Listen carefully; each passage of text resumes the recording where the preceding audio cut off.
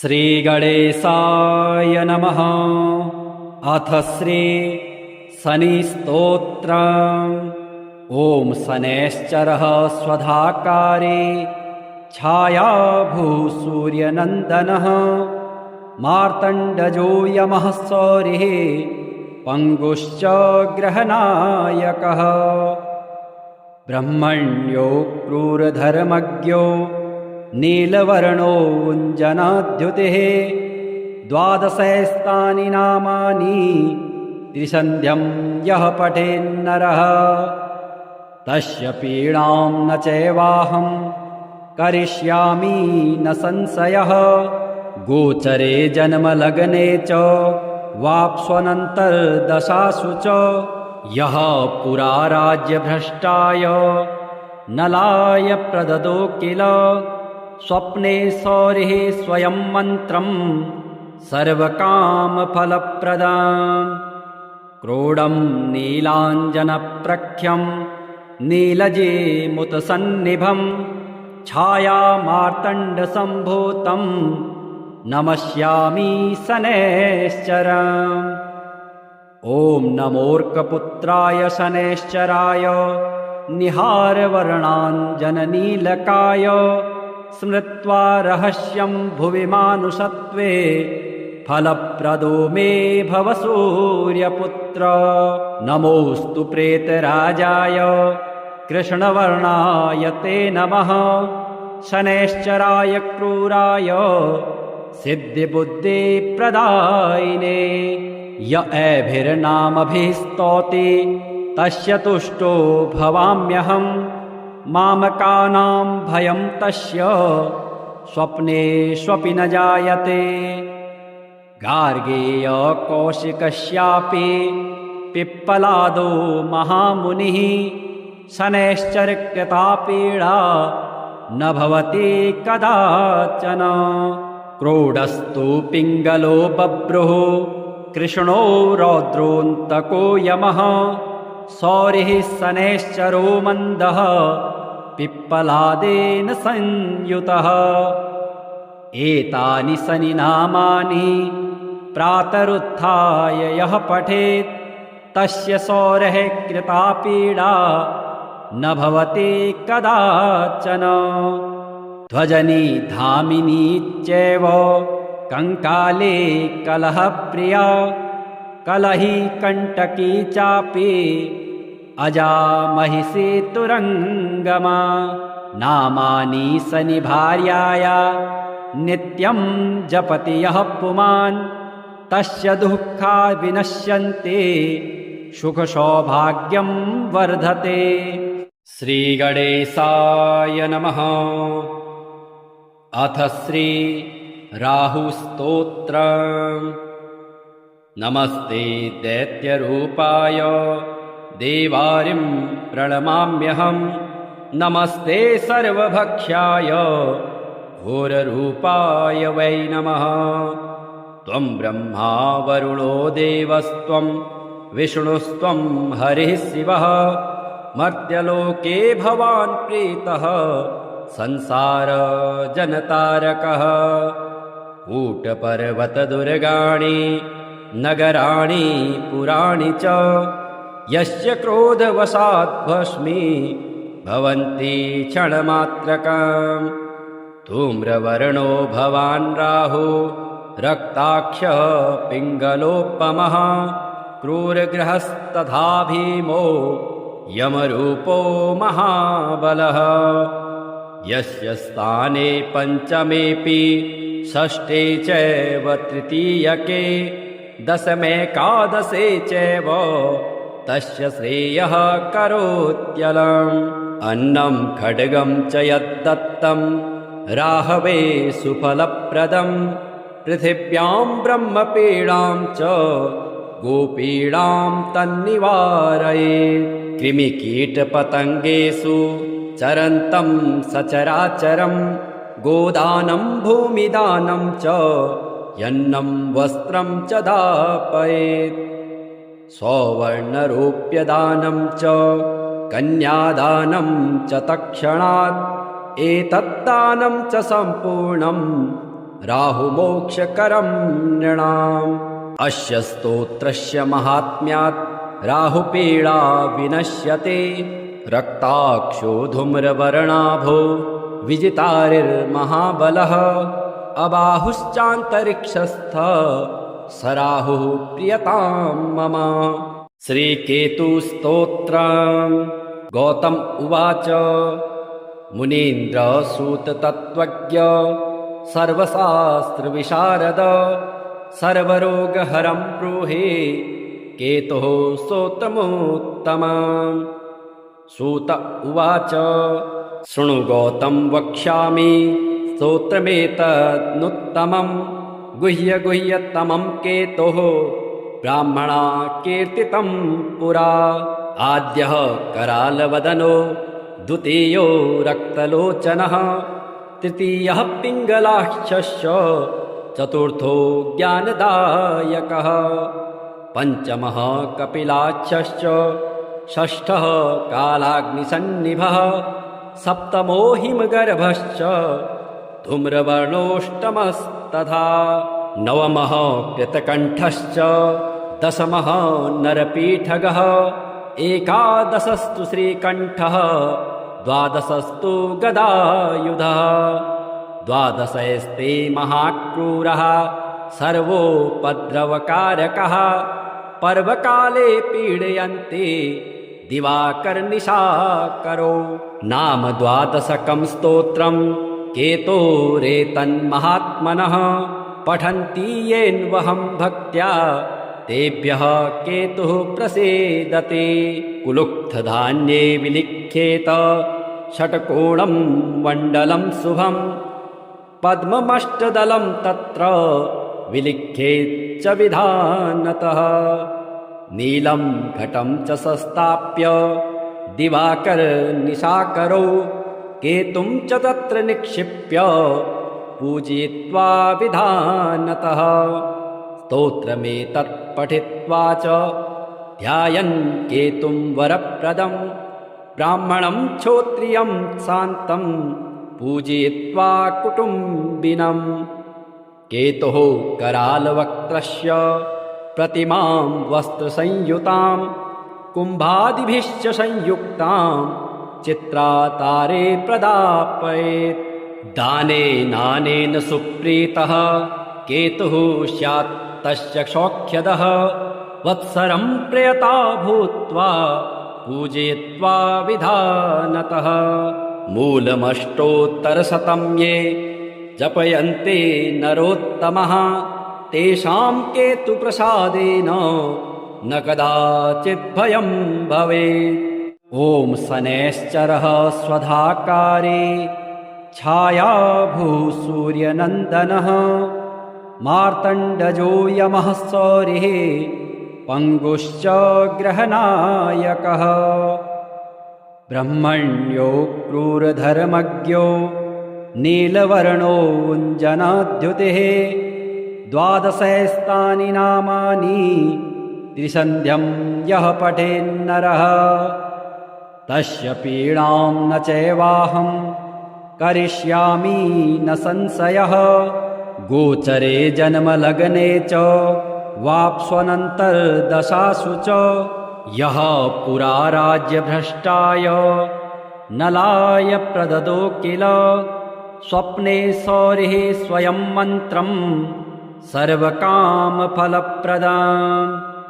क्रोडं नीलाञ्जनप्रख्यं नीलजेमुतसन्निभं छायामार्तण्डसम्भूतं नमस्यामि शनैश्चरम्।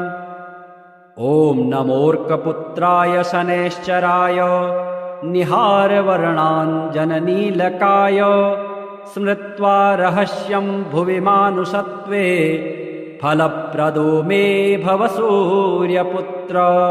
नमोऽस्तु प्रेतराजाय कृष्णवर्णाय ते नमः शनैश्चराय क्रूराय सिद्धिबुद्धिप्रदायिने। य एभिर्नामभिः स्तौति तस्य तुष्टो भवाम्यहम् मामकानां भयं तस्य स्वप्नेष्वपि न जायते। गार्गेय कौशिकस्यापि पिप्पलादो महामुनिः शनैश्चर्कृता पीडा न भवति कदाचन। क्रोडस्तु पिङ्गलो बभ्रुः कृष्णो रौद्रोऽन्तको यमः सौरिः शनैश्चरो मन्दः पिप्पलादेन संयुतः। एतानि शनिनामानि प्रातरुत्थाय यः पठेत् तस्य सौरेः कृता पीडा न भवति कदाचन।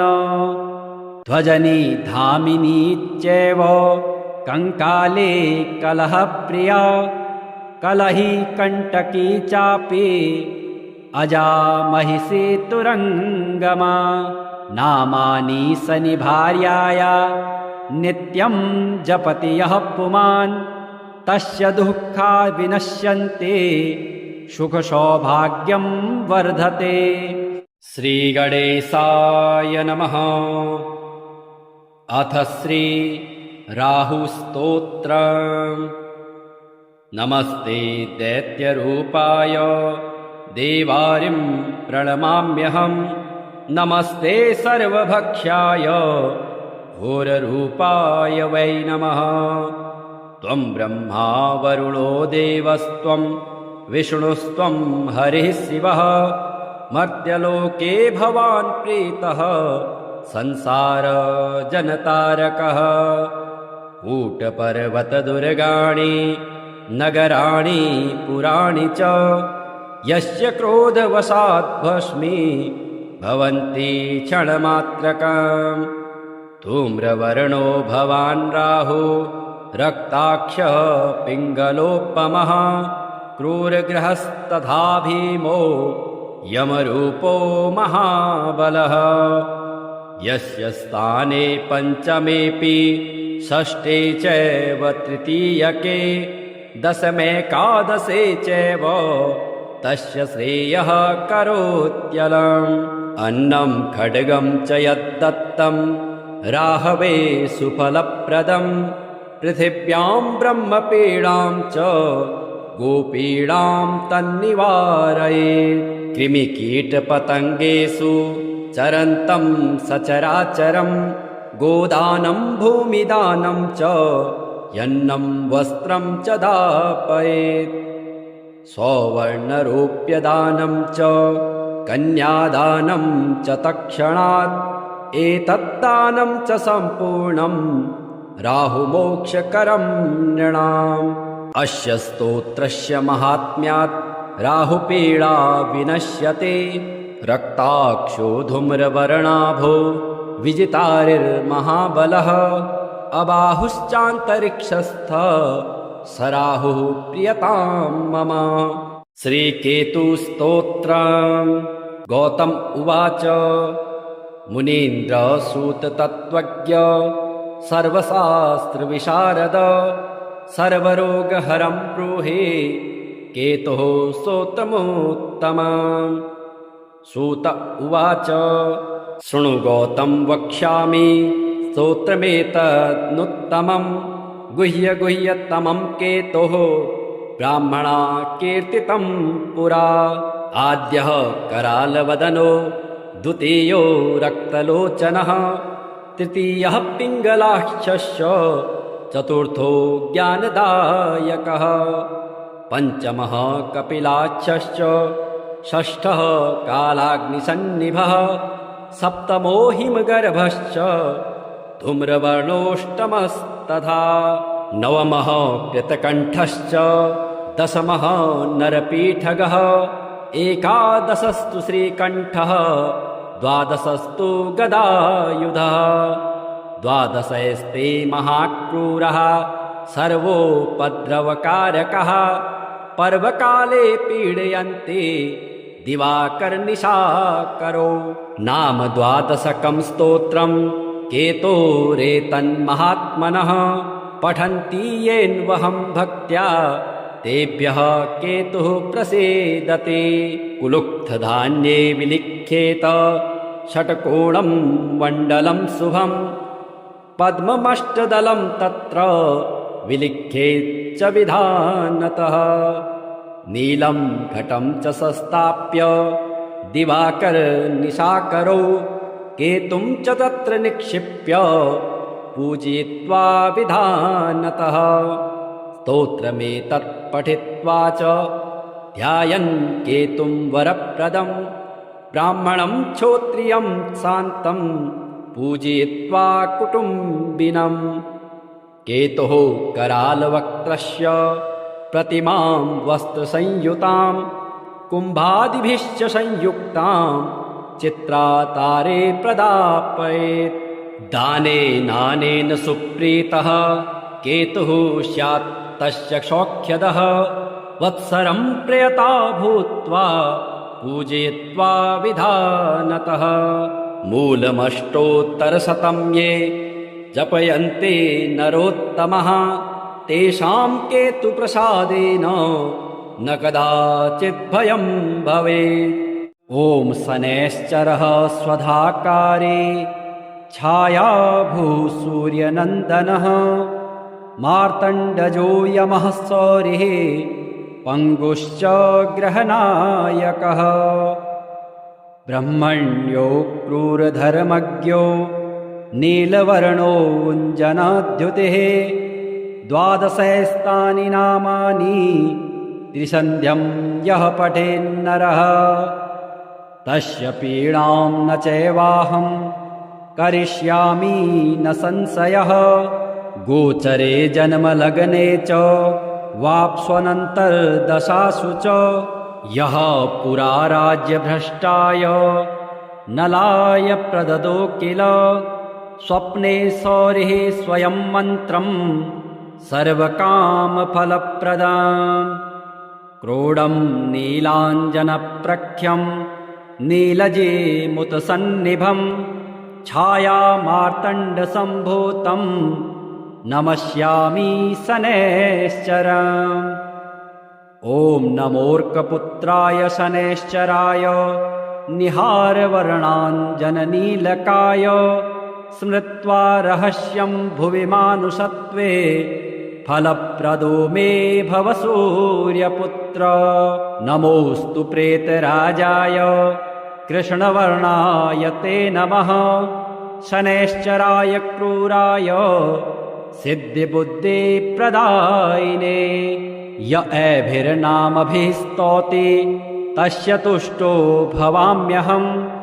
मामकानां भयं तस्य स्वप्नेष्वपि न जायते गार्गेय कौशिकस्यापि पिप्पलादो महामुनिः शनैश्चरकृता पीडा न भवति कदाचन क्रोडस्तु पिङ्गलो बभ्रुः कृष्णो रौद्रोऽन्तको यमः सौरिः शनैश्चरो मन्दः पिप्पलादेन संयुतः एतानि शनिनामानि प्रातरुत्थाय यः पठेत् तस्य सौरेः कृता पीडा न भवति कदाचन ध्वजनी धामिनी चैव कंकाले कलहप्रिया कलही कंटकी चापि अजा महिषी तुरंगमा नामानि शनि भार्याया नित्यं जपति यः पुमान् तस्य दुःखा विनश्यन्ते सुख सौभाग्यं वर्धते। श्री गणेशाय नमः। अथ श्री राहुस्तोत्रम्। नमस्ते दैत्यरूपाय देवारिं प्रणमाम्यहम्। नमस्ते सर्वभक्ष्याय घोररूपाय वै नमः। त्वं ब्रह्मा वरुणो देवस्त्वं विष्णुस्त्वं हरिः शिवः। मर्त्यलोके भवान् प्रीतः संसार जनतारकः। कूटपर्वतदुर्गाणि नगराणि पुराणि च यस्य क्रोधवशात् भस्मी भवन्ति क्षणमात्रकम्।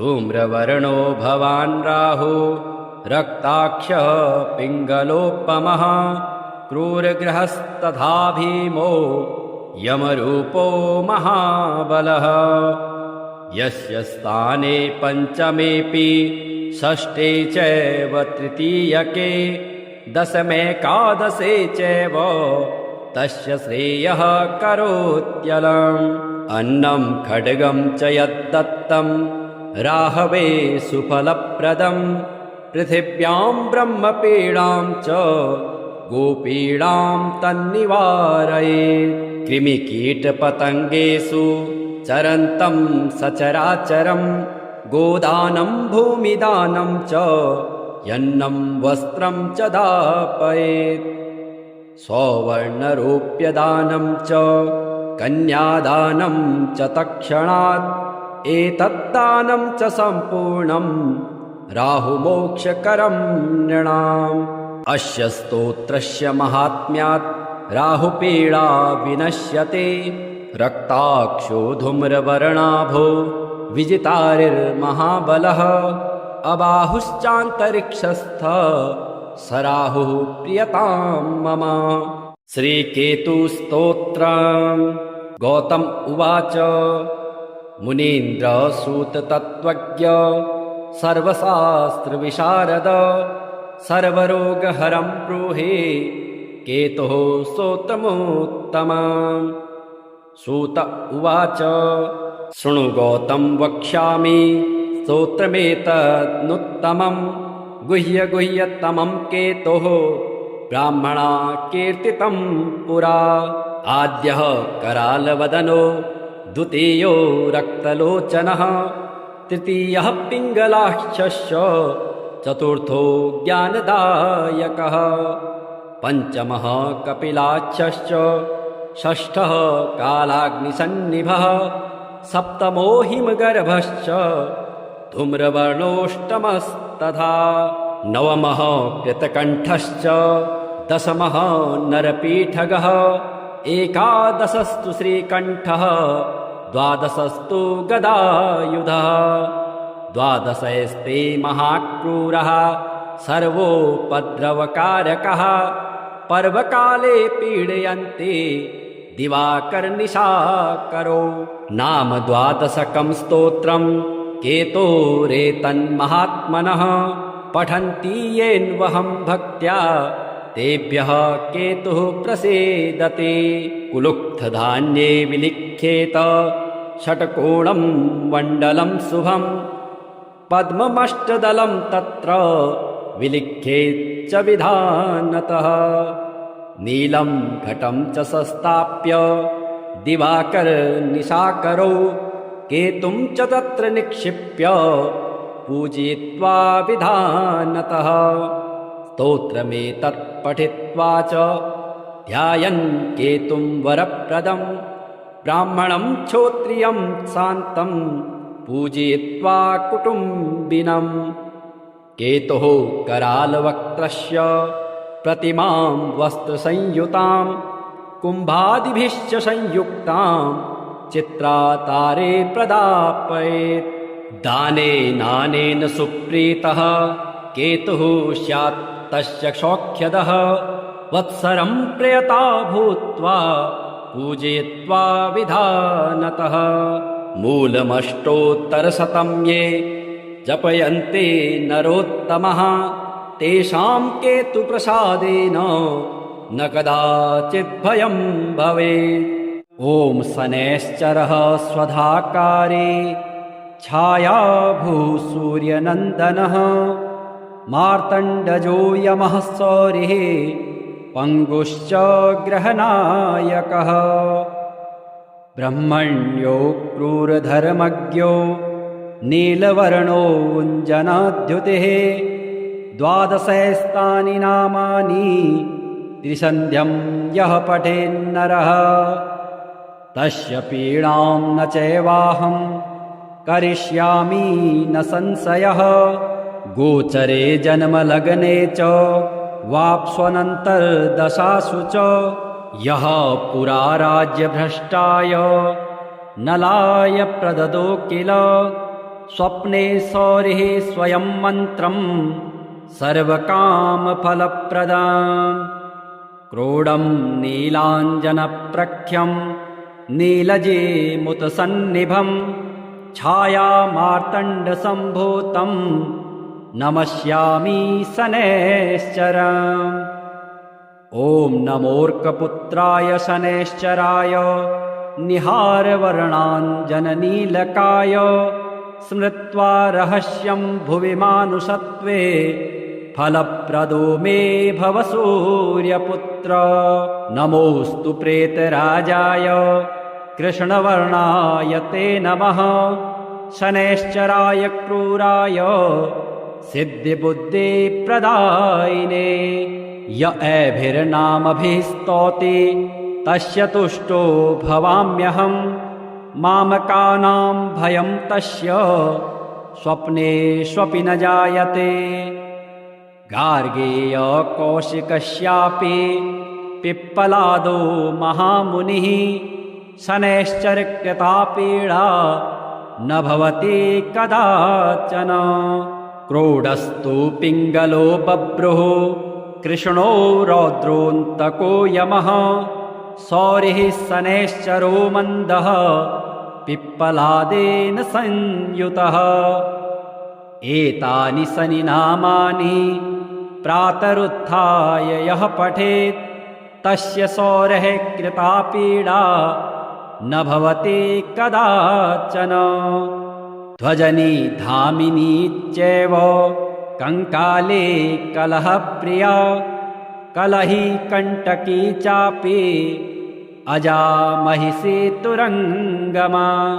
नामानि शनिभार्याया नित्यं जपति यः पुमान् तस्य दुःखा विनश्यन्ते सुखसौभाग्यं वर्धते। श्रीगणेशाय नमः। अथ श्री राहुस्तोत्रम्। नमस्ते दैत्यरूपाय देवारिं प्रणमाम्यहम् नमस्ते सर्वभक्ष्याय घोररूपाय वै नमः। त्वं ब्रह्मा वरुणो देवस्त्वं विष्णुस्त्वं हरिः शिवः मर्त्यलोके भवान् प्रीतः संसार जनतारकः।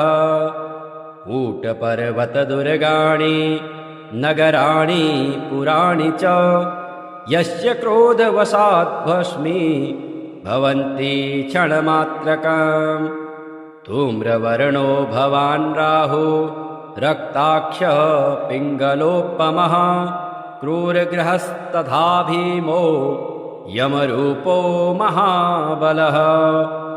यस्य स्थाने पञ्चमेऽपि षष्ठे चैव तृतीयके दशमेकादशे चैव तस्य श्रेयः करोत्यलम्।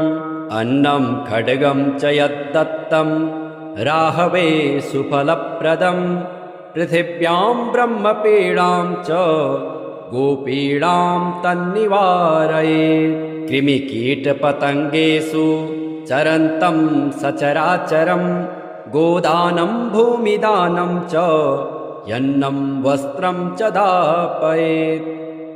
सौवर्णरूप्यदानं च कन्यादानं च तत्क्षणात् एतद्दानं च सम्पूर्णं राहुमोक्षकरं नृणाम्। अस्य स्तोत्रस्य महात्म्यात् राहुपीडा विनश्यते। रक्ताक्षो धूम्रवर्णाभो विजितारिर्महाबलः अबाहुश्चान्तरिक्षस्थ स राहुः प्रियतां मम। श्रीकेतुस्तोत्रम्। गौतम उवाच मुनीन्द्रसूततत्त्वज्ञ सर्वशास्त्रविशारद सर्वरोगहरं ब्रूहि केतुः स्तोत्रमुत्तमम्। सूत उवाच शृणु गौतम वक्ष्यामि स्तोत्रमेतदनुत्तमम् गुह्यतमं केतोः ब्राह्मणा कीर्तितं पुरा। आद्यः करालवदनो द्वितीयो रक्तलोचनः तृतीयः पिङ्गलाक्षस्य चतुर्थो ज्ञानदायकः पञ्चमः कपिलाक्षश्च षष्ठः कालाग्निसन्निभः सप्तमो हिमगर्भश्च धूम्रवर्णोष्टमस्तथा नवमः कृतकण्ठश्च दशमः नरपीठगः एकादशस्तु श्रीकण्ठः द्वादशस्तु गदायुधः द्वादशैस्ते महाक्रूरः सर्वोपद्रवकारकः पर्वकाले पीडयन्ते दिवाकरनिशाकरो नाम द्वादशकं स्तोत्रं केतोरेतन्महात्मनः पठन्ति येन्वहं भक्त्या तेभ्यः केतुः प्रसीदते कुलुक्थधान्ये विलिख्येत षट्कोणं मण्डलं शुभं पद्ममष्टदलं तत्र विलिख्येच्च विधानतः नीलं घटं च संस्थाप्य दिवाकरनिशाकरौ केतुं च तत्र निक्षिप्य पूजयित्वा विधानतः स्तोत्रमेतत् पठित्वा च ध्यायन् केतुं वरप्रदं ब्राह्मणं क्षोत्रियं शान्तं पूजयित्वा कुटुम्बिनम् केतुः करालवक्त्रस्य प्रतिमां वस्त्रसंयुतां कुम्भादिभिश्च संयुक्तां चित्रातारे प्रदापयेत् दानेनानेन सुप्रीतः केतुः स्यात् तस्य सौख्यदः वत्सरं प्रयता भूत्वा पूजयित्वा विधानतः मूलमष्टोत्तरशतं ये जपयन्ते नरोत्तमः तेषां केतुप्रसादेन न कदाचित् भयं भवेत् ॐ शनैश्चरः स्वधाकारे छायाभूसूर्यनन्दनः मार्तण्डजो यमः सौरिः पङ्गुश्च ग्रहनायकः ब्रह्मण्यो क्रूरधर्मज्ञो नीलवर्णोऽञ्जनाद्युतिः द्वादशैस्तानि नामानि त्रिसन्ध्यं यः पठेन्नरः तस्य पीडां न चैवाहं करिष्यामि न संशयः गोचरे जन्मलग्ने च वाप्स्वनन्तर्दशासु च यः पुरा राज्यभ्रष्टाय नलाय प्रददो किल स्वप्ने सौरिः स्वयं मन्त्रं सर्वकामफलप्रदाम् क्रोडं नीलाञ्जनप्रख्यं नीलजेमुतसन्निभं छायामार्तण्डसम्भूतं नमस्यामि शनैश्चरम् ॐ नमोऽर्कपुत्राय शनैश्चराय निहारवर्णाञ्जननीलकाय स्मृत्वा रहस्यं भुवि मानुषत्वे फलप्रदो मे भव सूर्यपुत्र नमोऽस्तु प्रेतराजाय कृष्णवर्णाय ते नमः शनैश्चराय क्रूराय सिद्धिबुद्धिप्रदायिने य एभिर्नामभिः स्तौति तस्य तुष्टो भवाम्यहं मामकानां भयं तस्य स्वप्नेष्वपि न जायते गार्गेय कौशिकस्यापि पिप्पलादो महामुनिः शनैश्चरकृता पीडा न भवति कदाचन क्रोडस्तु पिङ्गलो बभ्रुः कृष्णो रौद्रोऽन्तको यमः सौरिः शनैश्चरो मन्दः पिप्पलादेन संयुतः एतानि शनिनामानि प्रातरुत्थाय यः पठेत् तस्य सौरेः कृता पीडा न भवति कदाचन ध्वजनी धामिनी चैव कंकाले कलहप्रिया कलही कंटकी चापि अजा महिषी तुरंगमा नामानि सनि भार्याया नित्यं जपति यः पुमान् तस्य दुःखा विनश्यन्ते सुखसौभाग्यं वर्धते। श्रीगणेशाय नमः। अथ श्री राहुस्तोत्रम्। नमस्ते दैत्यरूपाय देवारिं प्रणमाम्यहं। नमस्ते सर्वभक्ष्याय घोररूपाय वै नमः। त्वं ब्रह्मा वरुणो देवस्त्वं विष्णुस्त्वं हरिः शिवः। मर्त्यलोके भवान् प्रीतः संसारजनतारकः। कूटपर्वतदुर्गाणि नगराणि पुराणि च यस्य क्रोधवशात् भस्मी भवन्ति क्षणमात्रकम्। धूम्रवर्णो भवान् राहु रक्ताक्षः पिङ्गलोपमः। क्रूरग्रहस्तथा भीमो यमरूपो महाबलः। यस्य स्थाने पञ्चमेऽपि षष्ठे चैव तृतीयके दशमेकादशे चैव तस्य श्रेयः करोत्यलम्। अन्नं खड्गं च यद्दत्तं राहवे सुफलप्रदं। पृथिव्यां ब्रह्मपीडां च गोपीडां तन्निवारयेत्। कृमिकीटपतङ्गेषु चरन्तं सचराचरं। गोदानं भूमिदानं च यन्नं वस्त्रं च दापयेत्। सौवर्णरूप्यदानं च कन्यादानं च तत्क्षणात्। एतद्दानं च सम्पूर्णं राहुमोक्षकरं नृणाम्। अस्य स्तोत्रस्य महात्म्यात् राहुपीडा विनश्यते। रक्ताक्षो धूम्रवर्णाभो विजितारिर्महाबलः। अबाहुश्चान्तरिक्षस्थ स राहुः प्रियतां मम। श्रीकेतुस्तोत्रम्। गौतम उवाच।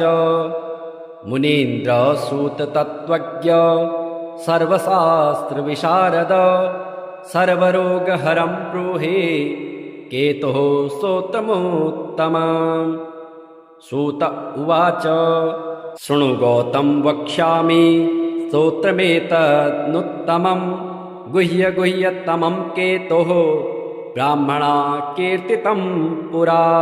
आद्यः करालवदनो द्वितीयो रक्तलोचनः तृतीयः पिङ्गलाक्षस्य चतुर्थो ज्ञानदायकः पञ्चमः कपिलाक्षश्च षष्ठः कालाग्निसन्निभः सप्तमो हिमगर्भश्च धूम्रवर्णोऽष्टमस्तथा नवमः कृतकण्ठश्च दशमः नरपीठगः एकादशस्तु श्रीकण्ठः द्वादशस्तु गदायुधः द्वादशस्ते महाक्रूरः सर्वोपद्रवकारकः पर्वकाले पीडयन्ते दिवाकरनिशाकरो नाम द्वादशकं स्तोत्रं केतोरेतन्महात्मनः पठन्ति येन्वहं भक्त्या तेभ्यः केतुः प्रसीदते